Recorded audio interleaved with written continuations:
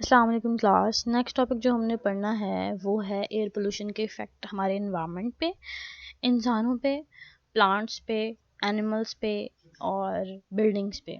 जैसे हमने अभी एयर पोल्यूशन पढ़ी तो हमें पता चला कि पोल्यूशन डिफरेंट किस्म के पार्टिकल्स, केमिकल्स जब हवा के अंदर होंगे तो उसकी वजह से काज होगी एयर पोल्यूशन। अब उस एयर पोल्यूशन की इफ़ेक्ट्स क्या क्या हैं इन्वायरमेंट के ऊपर, वो हमने पढ़ने हैं। एयर जो है वो एसेंशियल है, तो हम सब लोगों को पता है, अभी हमने देख लिया है कि लाइफ सपोर्टिंग है, क्योंकि एयर में जो है वो ऑक्सीजन है और ऑक्सीजन जो है वो हमें सर्वाइवल के लिए चाहिए। जो है उसी से हमारी एटीपी की प्रोडक्शन हो रही है और हर एक सेल में ऑक्सीजन जा रहा है, जिसकी वजह से एटीपी बन रही है और हम अपने काम कर रहे हैं। जैसे एयर जो है वो हमारे पास लाइफ सपोर्टिंग है, इसी तरह एयर जो है वो लाइफ डैमेजिंग भी हो सकती है अगर एयर में पोल्यूशन हो, क्योंकि इंसान जो है वो बहुत ज़्यादा अमाउंट में एयर जो है वो ब्रीथ कर रहा होता है 22,000 times a day and takes in 16 kg of air each day. तो इतनी ज़्यादा अमाउंट ऑफ एयर हम जो होते हैं ले रहे होते हैं। All the impurities in the inhaled air do not necessarily cause harm. अब एयर के अंदर बहुत सारी sorts of impurities होती हैं, जैसे हमने पहले देख ली हैं सारी की सारी। अब वो सारी की सारी impurities जो होती हैं वो हार्म नहीं कर रही होती हैं। कुछ जो होती हैं वो बहुत लाइटली इंसान को डैमेज कर रही होती हैं और कुछ जो होती हैं उनका इफेक्ट ज़्यादा होता है। मतलब कुछ जो होंगे उसमें से केमिकल्स बहुत ज़्यादा हार्मफुल होंगे, कुछ जो होंगे वो इतने ज़्यादा हार्मफुल नहीं होंगे लो कंडीशंस के ऊपर। अब ह्यूमन हेल्थ को कौन-कौन सी चीज़ें पोल्यूशन, एयर पोल्यूशन की वजह से, एयर पोल्यूशन के क्या-क्या इफ़ेक्ट्स हैं ह्यूमन हेल्थ पे, अब हम वो देख रहे हैं। कि एक तो सबसे पहले नेचर ऑफ द पोल्यूटेंट, कि वो जो हमारे पास केमिकल है उसका नेचर क्या है, इधर वो केमिकल है या कोई पार्टिकल है या वो बैक्टीरिया है, तो उसका नेचर क्या है वो इम्पोर्टेंट है कि नेचर के हिसाब से उसका अफेक्ट डिफरेंट होगा। मतलब अगर हमारे पास बैक्टीरिया है, एयर में बैक्टीरिया है, तो ज़रूरी नहीं है कि हर बैक्टीरिया जो वो डैमेजिंग हो। तो nature of the pollutant is important. Concentration of the pollutant, अब उस स्पेसिफिक पोल्यूटेंट की कंसनट्रेशन क्या है हमारे पास एयर के अंदर, वो भी अफेक्ट करती है। ड्यूरेशन ऑफ एक्सपोजर, कि आप कितनी देर तक उस स्पेसिफिक हवा के अंदर रहे हो, वो भी अफेक्ट करता है, बिल्कुल वो अफेक्ट करता है। State of health of the receptor, और वो इंसान की अपनी स्टेट क्या है, हेल्थ कितनी है और उसकी एज क्या है, ये दोनों चीज़ें अफेक्ट करेंगी। कैसे करेंगी कि हेल्थ, अगर वो बंदा की अच्छी हेल्थ होगी तो उसका मतलब है उसकी इम्यूनिटी स्ट्रांग हो गई, उसको इतना ज़्यादा डैमेज नहीं होगा। लेकिन अगर वो इंसान ऑलरेडी बीमार है तो उसको एयर पोल्यूशन से हो सकता है उसका सांस और ज़्यादा रुकना शुरू हो जाए, उसको और ज़्यादा अस्थमा का इशू हो जाए। और एज भी मैटर करती है कि अगर हम अडल्ट हैं, हम अपने 25 और 30s में हैं, हम अच्छे से फंक्शन करेंगे, हमारे लंग्स अच्छे से फंक्शन करेंगे, हमें इतनी जल्दी डिजीज़ नहीं होगी। जबकि अगर बूढ़े इंसान हैं तो उनको जो होगी वो एलर्जीज़ फ़ौरन से हो जाएंगी, उनको फ़ौरन से वो केमिकल जो वो इनहेल करेंगे वो अफेक्ट करेगा। तो एज भी मैटर करती है। अब एयर पोल्यूशन हर हम एयर पोल्यूशन से हमारी बॉडी के हर एक ऑर्गन को अफेक्ट होता है। इससे कैंसर काज हो सकता है, स्किन कैंसर काज हो सकता है, किडनीज डैमेज हो सकती हैं। देखो इनहेल करने से ही लिवर डैमेज हो सकता है, लंग्स तो बेसिकली डैमेज होंगे ही होंगे, एस्थमा के अटैक होते हैं, बर्थ डिफेक्ट और मिसकैरेजेस भी हो सकते हैं, न्यूरोलॉजिकल प्रॉब्लम भी हो सकते हैं कि जिस बच्चे पैदा हों उन वो अब नॉर्मल हों, ये भी हो सकता है। कफ, थ्रॉट इरिटेशन, सारा कुछ, और स्किन रैशेस को, इतनी सारी प्रॉब्लम्स उस एयर, पोल्यूटेड एयर से काज हो सकती है। आगे भी उन्होंने ये बताया हुआ है कि देखो हमारे पास अपर रेस्पिरेटरी ट्रैक सारा का सारा डैमेज हो सकता है और लोअर रेस्पिरेटरी ट्रैक भी डैमेज हो सकता है। आपके लंग्स डैमेज हो सकते हैं, आपका ट्रैक क्या डैमेज हो सकता है, आपका नाक, कान और गला वो तो डैमेज होता ही है, वो डैमेज हो सकता है। डिजीजेस कौन कौन सी काज हो सकती हैं, हेडेक होगा, फटीग होगी, बिल्कुल होगी, रेस्पिरेटरी इलनेस हो सकती है, इवन आपका हार्ट प्रॉब्लम हो सकती हैं, आपको नर्व डैमेज हो सकता है, कैंसर हो सकता है, किडनी प्रॉब्लम हो सकती हैं। हाँ, मतलब कि जितनी भी डिजीज़ आप सोच सकते हो वो भी सारी की सारी एक हवा इनहेल करने से भी हो सकती हैं। अब एयर पोल्यूशन का इफ़ेक्ट क्या है, इसकी वजह से क्या होता है। सबसे पहले तो बिल्कुल ये बात बिल्कुल सही है कि लंग्स की फंक्शनिंग तो अफेक्ट होगी, क्योंकि सीधा वो जो एयर है, वो पोल्यूटेड एयर है, वो आपके लंग्स में जानी है। आइज़ इरिटेट होंगी बिल्कुल, जब स्मोक होती है सर्दियों में तो आपकी आइज़ इरिटेट होती हैं, नोज़ इरिटेट होता है, माउथ और थ्रोट गला ख़राब होता है, एस्थमा का अटैक होता है, बिल्कुल होता है। रेस्पिरेटरी सिम्टम्स अपेयर होंगे, कफिंग होती है, स्नीजिंग होती है, बिल्कुल होती है। Increase respiratory disease such as bronchitis, बिल्कुल जो हमारे लंग्स हैं उनके अंदर जो ब्रोंकाई है और ब्रोंक्यूल्स हैं, वो उनमें म्यूकस जम जाता है और सांस लेने में बहुत ज़्यादा परेशानी होती है। तो रेस्पिरेटरी डिजीज़ भी ट्रिगर होती हैं एयर गलत, अगर एयर पोल्यूटेड हो तो। और जब हमारे पास ऑक्सीजन का लेवल कम होगा, हमारे लंग्स प्रॉपर्ली काम नहीं कर रहे होंगे, तो ऑक्सीजन प्रॉपर्ली सेल्स में नहीं जा रहा होगा। जब ऑक्सीजन नहीं जा रहा होगा तो एनर्जी प्रोड्यूस नहीं हो रही होगी, तो हमारे एनर्जी लेवल कम हो जाएंगे, हम फेड हो जाएंगे और उसके बाद अल्टरनेटिवली हमारी डेथ हो जाएगी और हेडेक होगा, डिजीनेस होगी। बिल्कुल हमारा जो इवन रिप्रोडक्टिव सिस्टम में प्रॉब्लम्स होती हैं, हार्मोनल चेंजेस आते हैं, इम्यून सिस्टम में चेंजेस आते हैं, हमारे जो नर्व्स हैं उसके डिसऑर्डर्स होते हैं, हार्ट प्रॉब्लम्स होती हैं, कैंसर होती हैं और प्रीमेच्योर डेथ भी हो सकती है बच्चों की। अब आगे हमें देखना है कि वो जो एयर पोल्यूशन में हमने सब पोल्यूटेंट्स देखे थे उनका अलग अलग इफेक्ट क्या है। सबसे पहले हम देखते हैं कार्बन मोनोऑक्साइड। कार्बन मोनोऑक्साइड को हम कहते हैं द साइलेंट किलर। देखो जब हम देखते हैं ना कि लोगों ने जो है वो हीटर चलाया और दरवाजे बंद थे और हीटर की वजह से गैस जमा हो गई, क्योंकि कार्बन मोनोऑक्साइड प्रोड्यूस हुई। कार्बन मोनोऑक्साइड जो होती है उसकी वजह से वो बेहोशी में ही, नींद में ही उठे ही नहीं और वहीं उनकी डेथ हो गई। तो कार्बन मोनोऑक्साइड प्रोड्यूस होती है बर्निंग से, कोल की बर्निंग से और इनकम्प्लीट कंबस्शन से, और फिर इसकी वजह से डेथ हो जाएगी, इंसान बेहोशी में चला जाता है और उसकी डेथ हो जाती है। और ये कहाँ कहाँ प्रोड्यूस होती है, ट्रांसपोर्टेशन में प्रोड्यूस होती है, व्हीकल से निकलती है, एनर्जी प्रोडक्शन में, रेजिडेंशियल हीटिंग यूनिट्स जैसे हमारे गीजर्स, हीटर्स सॉरी, और सब इंडस्ट्रियल प्रोसेसेस, इन सब में कार्बन मोनोऑक्साइड प्रोड्यूस होती है और इसकी वजह से डायरेक्टली सीधी सीधी डेथ हो जाती है। और हमारे पास ये एक हमारे पास ये एक इंस्टीट्यूट वो है, एक इंटरनेशनल ऑर्गेनाइजेशन है जिन्होंने हमारे पास हमें की पॉइंट्स दिए हुए हैं कि जो करने चाहिए इसके लेवल को कम करने के लिए। तो एक तो ये है कि कार्बन मोनोऑक्साइड का जो लेवल है उसको चेक करने के लिए घर में मॉनिटर्स होने चाहिए उसके स्पेसिफिक, ताकि जैसे ही उसकी रेंज जो है वो बढ़े आपको पता लग जाए।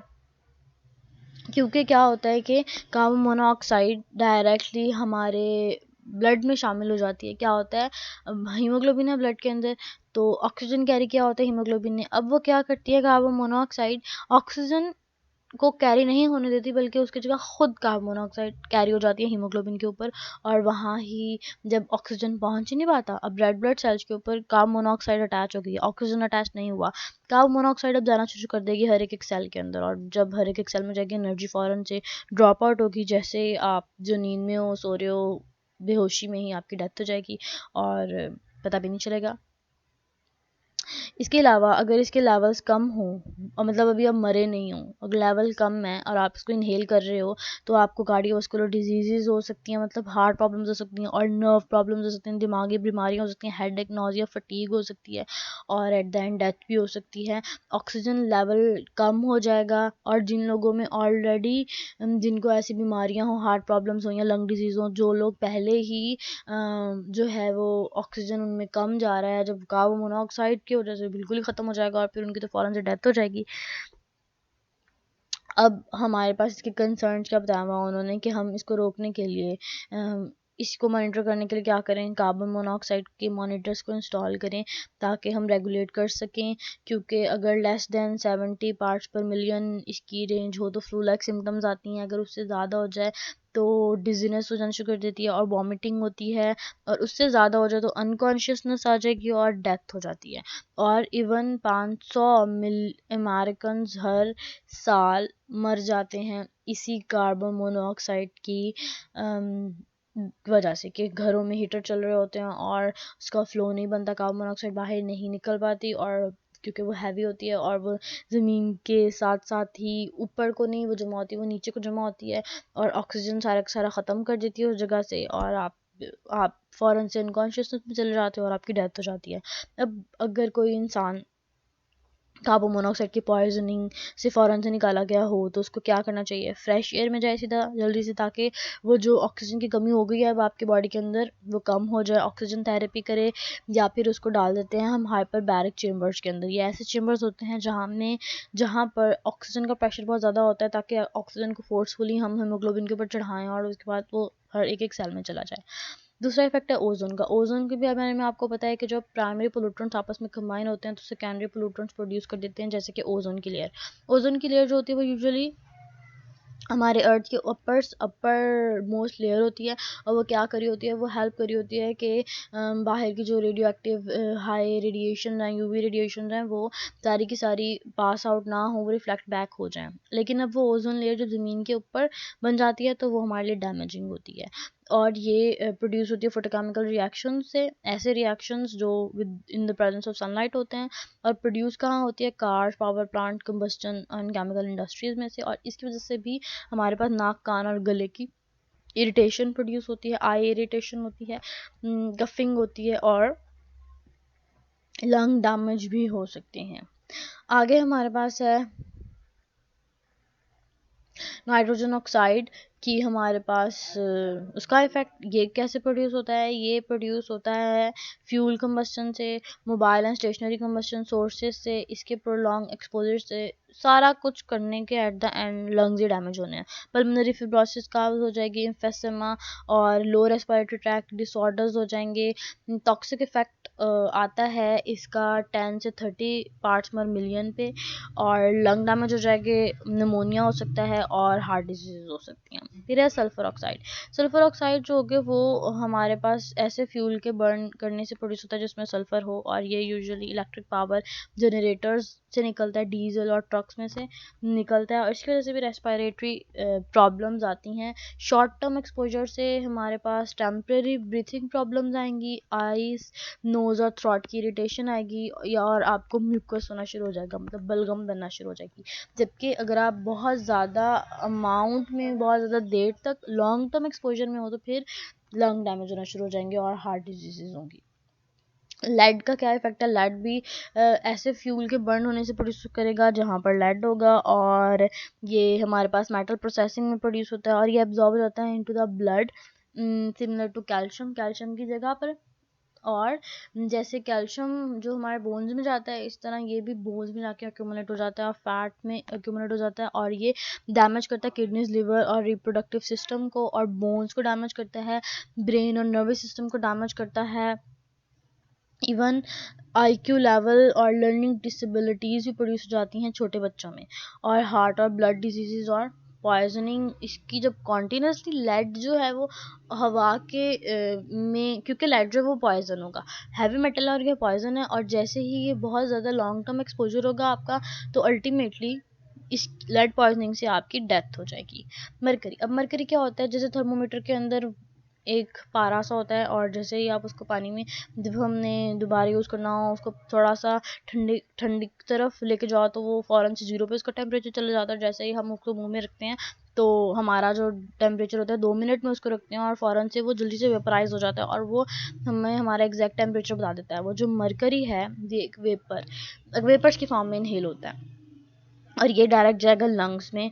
और ये प्रोड्यूस कहाँ से होता है, ये कोल कंबस्टन, एक्सीडेंटल स्पिल या माइनिंग जब हम करते हैं उसमें से प्रोड्यूस होता है, और ये डायरेक्ट अफेक्ट करता है आपको नर्वस सिस्टम को, किडनीज को, स्किन को, इम्यून सिस्टम को डैमेज करता है, और इसकी वजह से चेस्ट पेन होगी, और कफिंग होगी, वेट लॉस होगा, और इसकी एट द एंड डेथ हो जाएगी।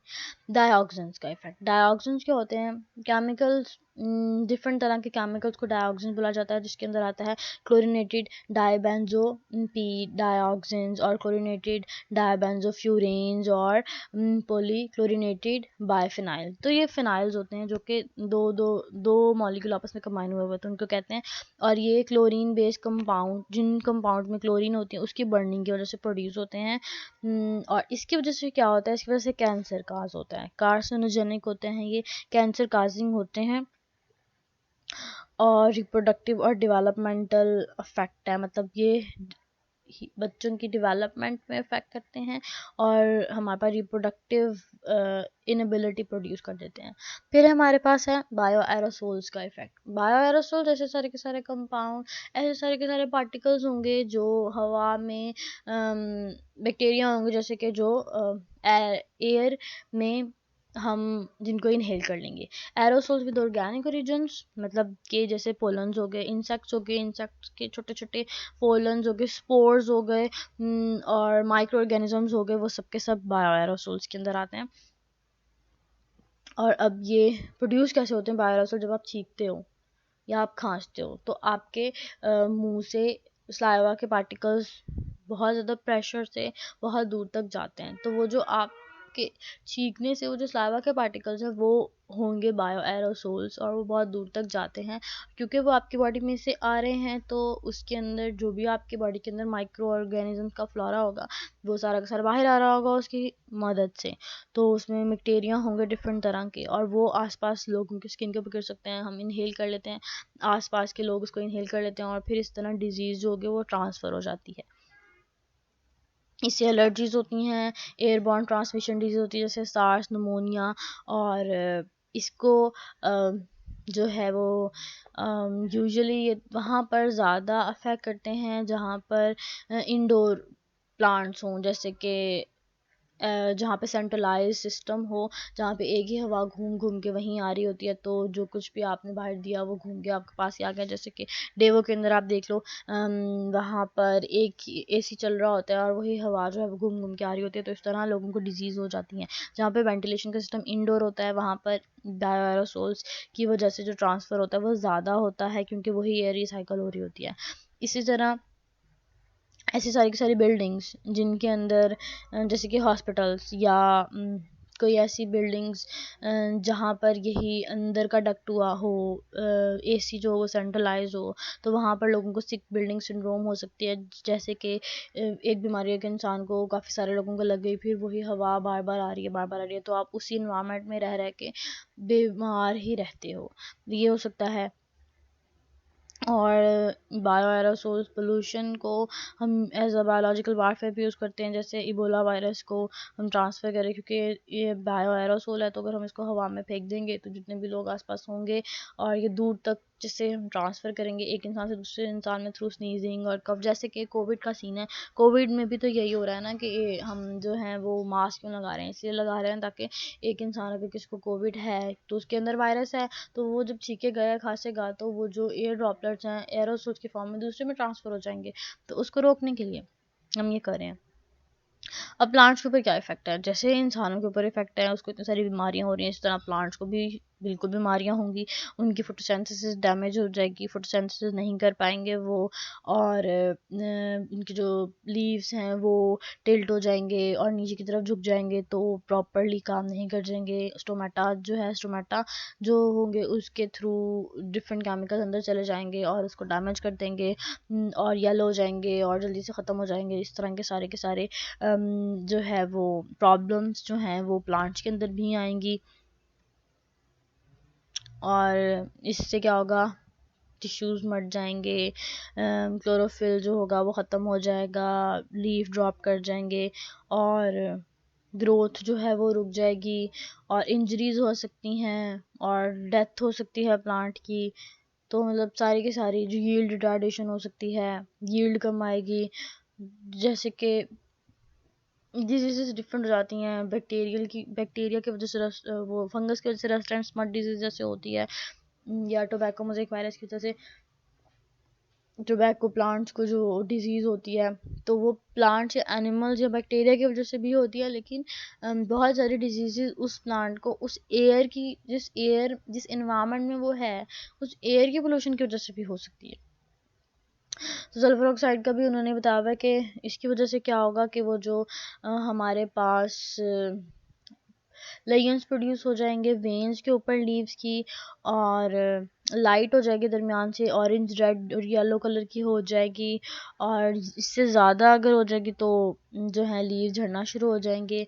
अदर इफ़ेक्ट्स क्या होंगे, मेटाबॉलिज्म पे इफ़ेक्ट होगा, प्लांट की लीफ ख़राब हो जाएंगे, ग्रोथ और रिप्रोडक्शन उसकी ख़राब हो जाएगी। जैसे ये देखो सल्फ़र इमिशन की वजह से जो दरख्त है, अब उसके ऊपर से सारे के सारे पत्ते टहनियाँ सब कुछ ख़त्म हो गई। और यहाँ पर मैंने बताया अक्यूट सल्फ़र डाइऑक्साइड की वजह से अब देखो इन लीव्स का क्या हालत हुई है, ये सारे के सारे मुरझा चुके हैं। तो इस तरह के इफ़ेक्ट प्लांट्स के ऊपर काज हो सकते हैं।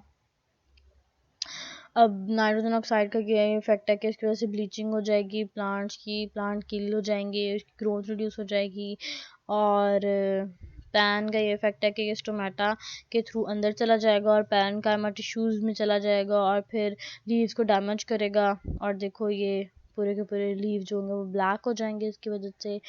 एनिमल्स के ऊपर क्या इफेक्ट है, जैसे ह्यूमंस के ऊपर इफेक्ट है उसमें डिजीज़ आती हैं, ऐसे एनिमल्स पे भी तो डिजीज़ आएंगी क्योंकि वो भी उस टॉक्सिक एयर में है, तो वाइल्ड लाइफ पे इफेक्ट होगा। उनके भी अंदर भी बर्थ प्रॉब्लम्स आएंगी, उनके अंदर भी टॉक्सिसिटी आएगी, उनकी भी डेथ हो जाएगी, उनके भी टिश्यूज़ में एक्यूमुलेट होना शुरू हो जाएंगे ये सारे के सारे टॉक्सिन्स।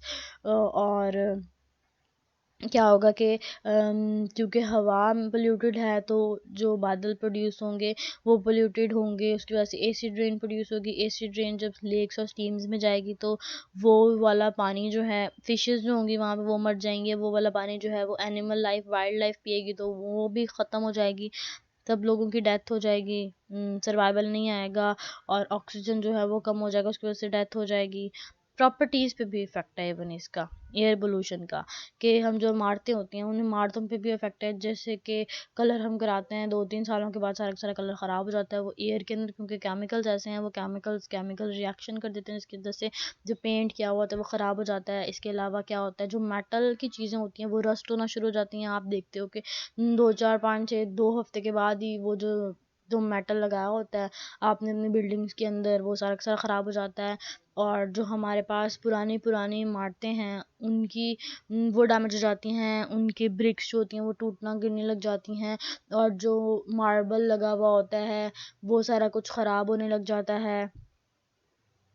तो सारा का सारा इफ़ेक्ट जो होता है वो एयर पोल्यूशन की वजह से होता है। रबर की चीज़ें होती है वो क्रैक हो जाएंगी, डाइज जो होती हैं वो ख़राब हो जाएंगी, मेटल्स जो होंगे वो करोसिव हो जाएंगे और आर्ट जितना होता है वो डिटोरिएट हो जाएगा। अब एटमॉस्फेरिक इन्वायरमेंट का क्या इफ़ेक्ट होता है, मॉइस्चर की वजह से टेम्परेचर, सनलाइट और एयर की मूवमेंट, जितना देखो मॉइस्चर होगा और फिर एक तो जगह के ऊपर मॉइस्चर है, फिर जो है वो एयर है, एयर की अंदर केमिकल्स हैं तो वो केमिकल रिएक्शन हो जाएगा, टेम्परेचर ऊपर नीचे होगा तो फिर केमिकल रिएक्शन हो जाएगा, सनलाइट की प्रेजेंस में और ज़्यादा फोटोकेमिकल्स प्रोड्यूस हो जाएंगे और हमारे पास सेकेंडरी पोल्यूटेंट्स प्रोड्यूस हो जाएंगे और इमारतें और ज़्यादा डैमेज हो जाएंगी। कि देखो स्मोक की वजह से, एरोसोल की वजह से स्मोक जो होगी वो स्टोन्स के ऊपर, ब्रिक्स के ऊपर कोटिंग चढ़ा देगी। और जैसे देखो हम क्या करते हैं पानी की हवा के अंदर जो हमारे पास केमिकल्स होते हैं उसकी वजह से जो मार्बल्स वगैरह हमने लगाया हुआ होता है उसके ऊपर वो वाइट वाइट सी लेयर आना शुरू हो जाती है, जिसको उतारना पड़ता है, वो भी हो जाती है इसकी वजह से। जैसे कि उन्होंने बताया हुआ है कि जैसे लाइम स्टोन है ताजमहल का, उसका कलर सारा का सारा चेंज हो गया क्योंकि जो सल्फ़र ऑक्साइड थी हवा में उसने उसके साथ रिएक्ट किया और कलर चेंज कर दिया। कार्बन डाइऑक्साइड मॉइस्चर के साथ मिलकर कार्बोनिक एसिड बना देती है जिसकी वजह से लीचिंग प्रॉब्लम होना शुरू हो जाती है और फिर उसको सफाई करने के लिए बहुत ज़्यादा एक्सपेंसिव काम होता है। जैसे कि देखो इस वाली बिल्डिंग के अंदर ये वहाँ से यहाँ तक का कलर जो है वो और हो गया है, डैमेज हो गई है। अब ये देखो कि मेटल की चीज़ है और ये मेटल सारा का सारा रस्ट हो गया है, वो चीज़ सारी की सारी जो हमने बनाई वो ख़राब हो गई एयर की वजह से सिर्फ, क्योंकि हवा को तो हम नहीं रोक सकते ना कि इस जगह पे ना जाए, ये तो नहीं पॉसिबल।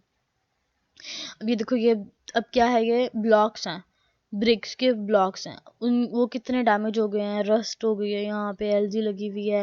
अब एलजी के भी तो स्पोर्स होंगे जिसकी वजह से वो यहाँ पे लग गई, ह्यूमिडिटी की वजह से ये देखो कितना ख़राब हो गई है, सारी जगह ख़राब हो गई। ये ब्रिक्स जो हैं अब इनके अंदर सुराख हो गए, ये भी एयर पोल्यूशन की वजह से हुए हैं। मतलब सारी की सारी इमारतें भी गलना सड़ना शुरू हो गई। प्लांट्स के ऊपर क्या है, पेंट्स के ऊपर भी यही इफेक्ट है कि जो पोल्यूटेंट्स हैं वो कोटिंग ख़राब कर देते हैं, कलर ख़राब कर देते हैं, उतरना शुरू हो जाता है हमारा पेंट। टेक्सटाइल जो फाइबर है वो भी ख़राब होना शुरू करता है, आप कपड़ा जो होता है वो ख़राब हो जाता है, नायलॉन जो होगा वो ख़राब हो जाएगा। और रबर अगर है तो रबर क्रैक होना शुरू कर देती है, आप लेदर होती है वो भी ख़राब होना शुरू कर देती है। टायर होते हैं रबर के टायर्स होते हैं वो ख़राब होना शुरू हो जाते हैं, और इंसुलेशन जो आपने की होती है जगह जगहों के ऊपर वो ख़राब होना शुरू हो जाती है। और लेदर के बैग्स आपके हों तो वो लेदर उतरना शुरू हो जाता है, वो डैमेज होना शुरू हो जाता है। तो बहुत सारे डिफरेंट इफ़ेक्ट्स हैं हमारे पास एयर पोल्यूशन के।